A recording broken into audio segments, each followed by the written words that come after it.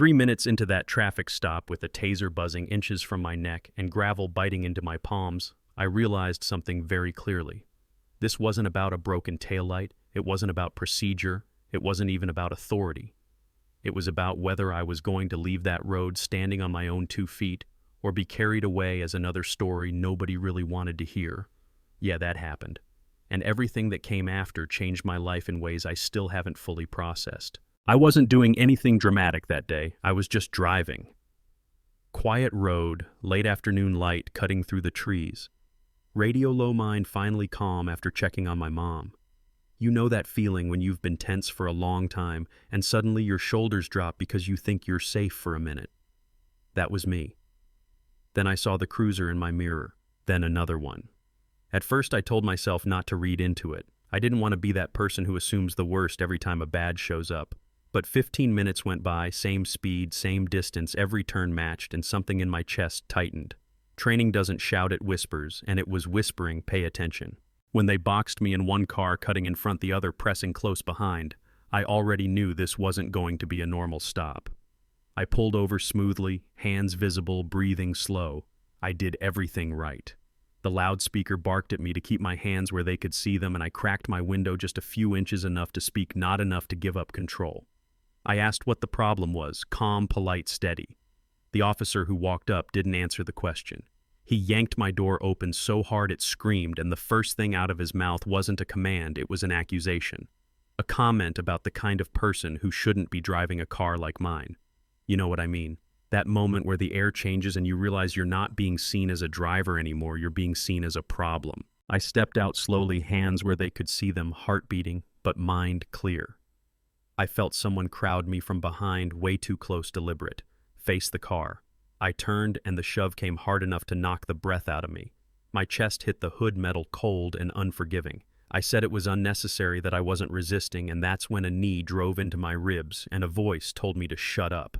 They searched me, rough hands twisting my arm too high, too far, pain shooting through my shoulder fingers, lingering where they didn't need to linger. I tasted blood, then I felt it.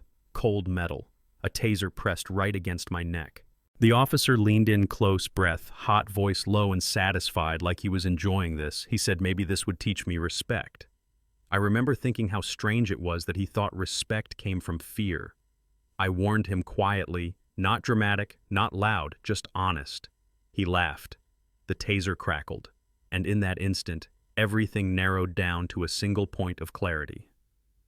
I moved before the shock could hit elbow, driving back into his chest, clean and precise. He folded. I turned, used his momentum, and slammed him into the hood.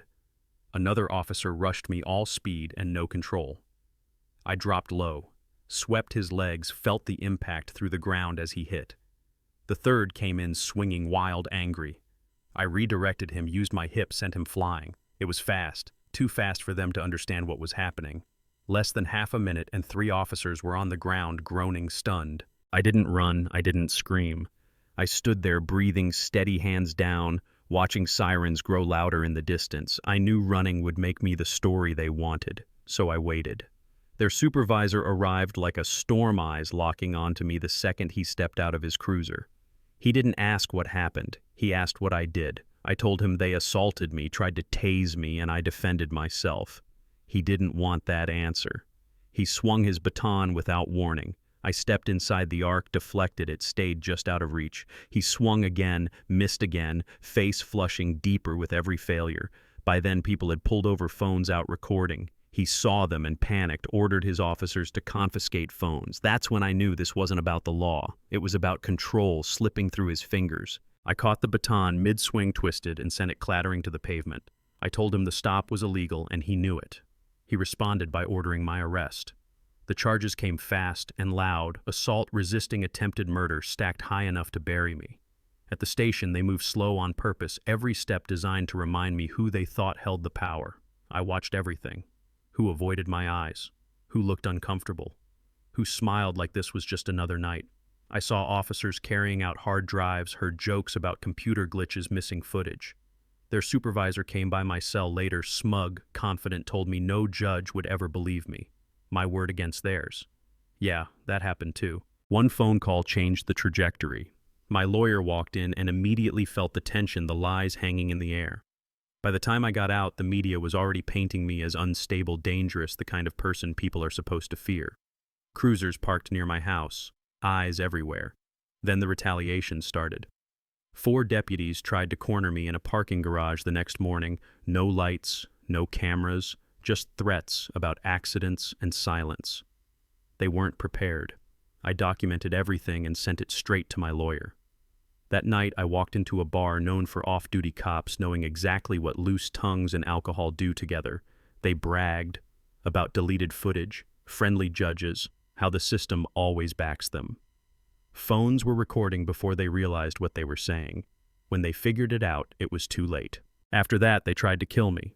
2 cruisers attempted to run me off the road in broad daylight. I kept my phone rolling, controlled the impact, disabled their vehicle, cuffed them to their own bumper. One of them muttered that their boss would kill them for failing. I made sure the camera caught that too. That's when federal investigators got involved. Turns out this wasn't a one-off, it was a pattern. Years of it. Targets they thought wouldn't fight back, wouldn't document, wouldn't survive. They misjudged me. Court was packed. New judge. Body mic audio played loud enough for everyone to hear the slurs, the planning, the laughter before the violence. Charges dismissed. Department exposed. Careers collapsing in real time. And just when I thought it was over, they arrested my mother on fabricated charges. That was the moment something inside me went cold. They wanted to break me, so I dismantled everything instead. Financial records, emails, witnesses flipping. One final confrontation where their supervisor confessed everything on tape, surrounded by federal agents and cameras. The system collapsed fast after that. My mom walked free. The department was gutted. And I was asked to help rebuild what they'd corrupted.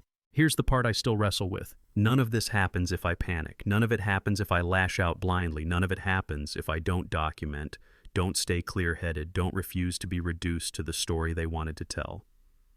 So where do you draw the line between self-defense and resistance, between authority and abuse, between following the rules and surviving the people who break them? If you were in my place, taser buzzing cameras, missing system, closing ranks, what would you have done? Drop your thoughts in the comments, seriously. I read them. Share your own story if you've lived something like this. And if this made you feel seen or angry or just a little less alone, hit like, subscribe.